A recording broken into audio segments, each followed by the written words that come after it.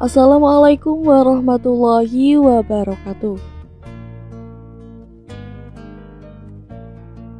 Apa kabar sahabat muslim semuanya? Semoga Allah senantiasa melimpahkan rahmat dimanapun sahabat muslim berada.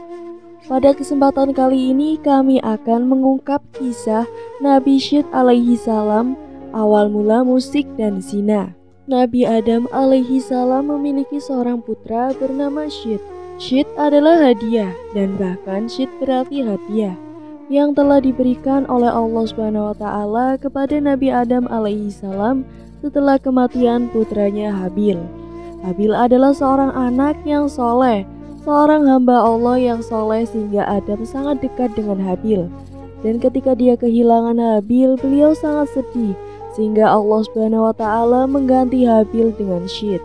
Tidak hanya seorang yang soleh, tetapi juga seorang nabi dan utusan Allah.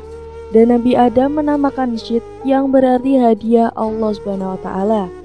Anak Adam ini sangat dekat dengannya. Dia mematuhi perintah-perintahnya, dia belajar dari ayahnya, dia juga biasa mengingatkan saudara-saudaranya, keponakan-keponakannya, dan lainnya.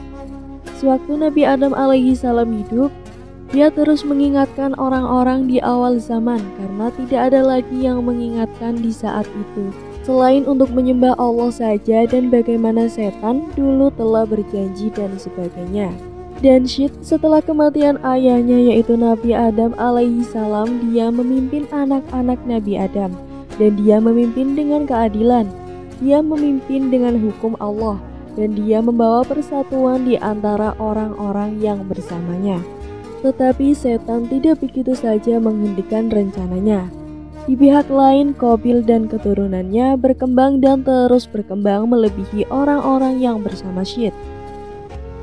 Satu dari mereka yaitu Qabil atau Kan. Dia memiliki keagresifan dalam perilakunya. Dia serakah dan dia sombong. Dia memiliki karakter yang keras sehingga sulit untuk bergaul dengannya. Lalu apa yang dilakukannya? Dia memutuskan untuk pergi meninggalkan dan memutuskan pergi sendiri ke suatu tempat yang sangat jauh. Dan Nabi Adam alaihi salam sebelum kematiannya, dia tinggal bersama Syed alaihi salam dan bersama semua keturunannya yang bersamanya di daerah pegunungan, di suatu pegunungan dan anak muda ini. Qabil memutuskan untuk pergi ke lembah dan pergi ke dataran rendah di suatu tempat yang lebih jauh. Sementara Syed alaihi salam telah menerima perintah dari Allah Subhanahu wa Ta'ala di dalam syariatnya bahwa dilarang untuk bercampur atau berbaur bersama orang-orang yang telah pergi ke pihak lain tersebut atau golongan Qabil. Lalu ada sebuah tanda perbedaan. Para pria dari pihak Qabil memiliki wajah yang jelek, sementara para wanitanya memiliki wajah yang cantik. Ketika datang ke tempat Syed alaihi salam dan yang tersisa dari mereka, para pria di sana memiliki wajah yang tampan, sementara para wanitanya jelek. Berdasarkan riwayat yang saya tentu tidak sedang mengarang-arang, dikisahkan bahwa iblis dia merubah dirinya dalam bentuk seorang lelaki muda, layaknya seorang pencari kerja, dan dia pergi ke pandai besi yang biasa bekerja dengan logam, dan dia bekerja untuk pandai besi tersebut. Dan apa yang dilakukannya? Iblis menciptakan sebuah seruling, dan dengan seruling tersebut dia keluar, dan dia memperkenalkan seruling itu ke semua orang. Perlahan dia membuat suara yang orang-orang belum pernah dengar sebelumnya, karena tidak ada suara yang orang-orang pernah dengar karena saat itu adalah permulaan zaman kehidupan manusia. Dan kemudian dia menciptakan sebuah drum kecil dan menabuhnya, dan semua orang menghampiri. Suara apa itu? Lalu mereka menghampirinya dan menyaksikan. Lalu dia meraih sebuah loga dan menabuhnya, lalu terbentuklah sebuah suara. Dan mereka datang, lalu dia membuat seruling dan meniupnya. Dan terbentuklah sebuah suara dan mereka datang, mereka berteriak, "Wow, orang-orang itu pintar, mereka jauh lebih maju dari kita." Dan mereka pun begitu asik menikmatinya, dan mereka perlahan mulai melupakan perintah Allah Subhanahu wa Ta'ala. Di lain pihak, Syed alaihissalam tetap istiqomah dalam mengingatkan umatnya, dan dia tetap memberitahukan bahwa umatnya mana yang benar dan mana yang salah dan lainnya. Dalam hal ini kita temukan bahwa setan sedang mengajarkan mereka cara melakukan kejahatan dan cara menciptakan kejahatan. Sehingga seruling pun dibuat dan suaranya sangat indah. Dikisahkan bahwa ketika dia membawa seruling kepada mereka, dia mulai memindahkan tubuhnya ke dalam seruling saat mereka mendengarkan alat musik. Semakin mereka mendengar, setiap bagian tubuh mereka bereaksi terhadapnya, lalu mereka pun mulai menari. Inilah cara mereka mengenalkan alat musik kepada dunia, dan melalui alat musik dia menguasai mereka. Mereka benar-benar menyisihkan di satu hari dan malam, yaitu malam minggu. Dan hebatnya, hingga hari ini terus berlangsung. Mereka mengatur di malam itu di mana mereka akan membuat suara-suara tersebut. Semua orang datang dan semua orang mendengarkan. Akhirnya semua orang benar-benar berpesta. Pesta dan mereka berpesta. Hingga datang waktu di mana sebagian pemuda dari pihak Syed alaihissalam dikunjungi setan, dan apa yang dilakukan terhadap mereka? Beberapa dari mereka tertarik.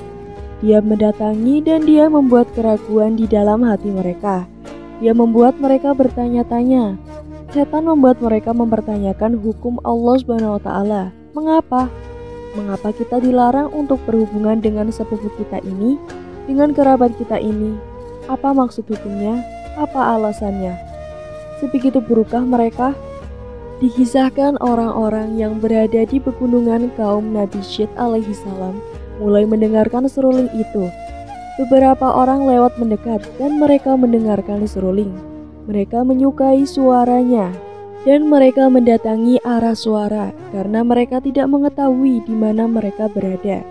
Mereka mendengar seruling tersebut satu hari, dan itu pun memikat mereka, dan mereka pun mendatangi arah tersebut. Para pria ini, mereka melihat wanita-wanita yang ada di bawah gunung. Sebagian dari mereka memutuskan, mari kita lihat apa yang terjadi. Lalu mereka turun dari gunung, dan dari beberapa jarak mereka memperhatikan. Mereka telah melihat, dan itu menarik perhatian mereka.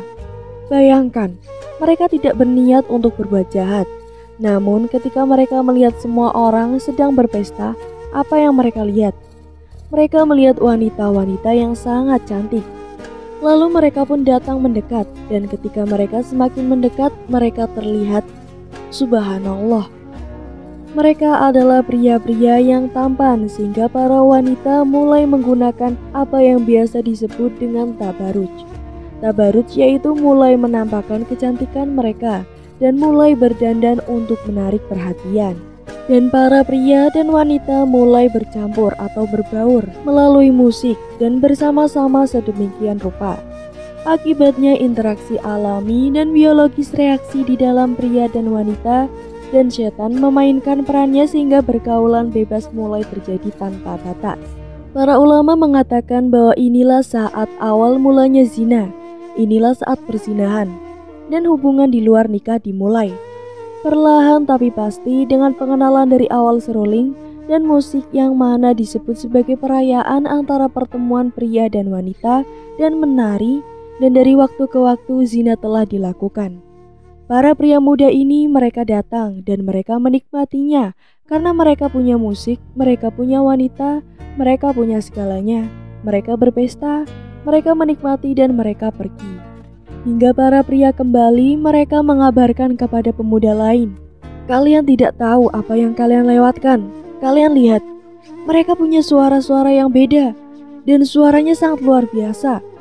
Orang-orang itu pun kembali ke bawah dalam kelompok yang lebih besar, dan kelompok mereka berkembang setiap waktu pesta berlangsung. Ada orang-orang dari pihak yang satu, yaitu kaum Nabi Syed alaihissalam, biasa pergi diam-diam ke pihak yang lainnya, yaitu golongan Qabil. Mereka biasa melakukan ini. Inilah dosa pertama yang dilakukan secara kolektif atau bersama-sama. Banyak orang menyukainya, itulah zina. Ya, zina, persinahan atau persetubuhan di luar nikah. dosa-dosa lainnya telah dilakukan secara individu. Dan lihat apa yang terjadi. Bayangkan saat sebuah dosa dilakukan secara kolektif. Ingatlah orang-orang tidak atau belum melakukan syirik.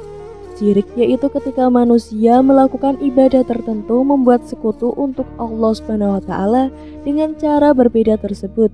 Tetapi sedikit demi sedikit iblis sedang menguasai manusia naik ke tingkat kedua, tingkat ketiga, tingkat keempat, dan perlahan-lahan. Dan maka dari itu Allah Subhanahu wa taala berfirman di dalam Al-Qur'an surat An-Nur ayat 21 yang berbunyi, "Hai orang-orang yang beriman, janganlah kamu mengikuti langkah-langkah setan. Barang siapa yang mengikuti langkah-langkah setan, maka sesungguhnya setan itu menyuruh mengerjakan perbuatan yang keji dan munkar. Sekiranya tidaklah karena karunia Allah dan rahmatnya kepada kamu sekalian, niscaya tidak seorang pun dari kamu bersih dari perbuatan-perbuatan keji dan munkar itu selama-lamanya. Tetapi Allah membersihkan siapa yang dikehendakinya, dan Allah Maha mendengar lagi Maha mengetahui." Setan sangatlah pintar, dia mengetahui hati manusia sehingga iblis berpikir, "Aku tidak bisa melakukan saat ini terlalu cepat, mereka masih terlalu dini, maka mereka akan tahu siasatku. Jadi aku akan membawakan kepada mereka segala sesuatu yang akan menggerakkan mereka." Jadi iblis membawakan musik dan zina.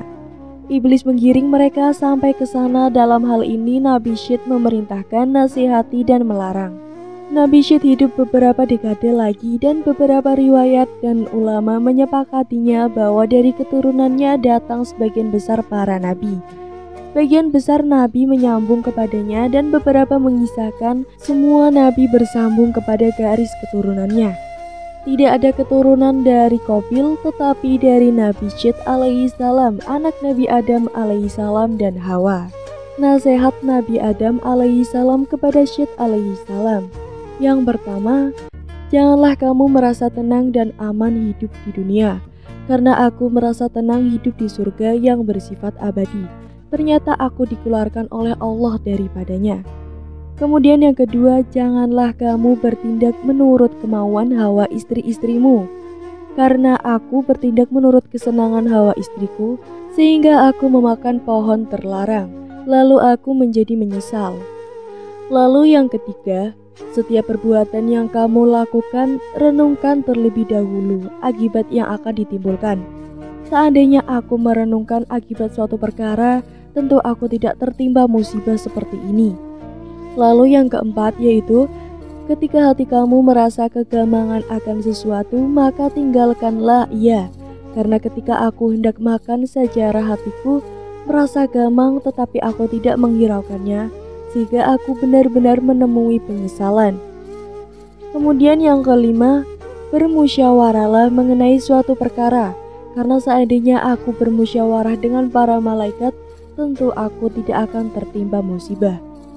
Semua yang terurai di atas adalah cara dan sarana, karena menjaga hati itu wajib bagi kita. Karena hatilah yang akan mewarnai seluruh anggota badan lainnya. Sekian dari saya, semoga dari kisah Nabi Syed ini kita dapat mengambil hikmahnya. Amin amin ya rabbal alamin. Jangan lupa untuk klik like, komen, subscribe channel ini agar tak ketinggalan cerita menarik lainnya. Wassalamualaikum warahmatullahi wabarakatuh.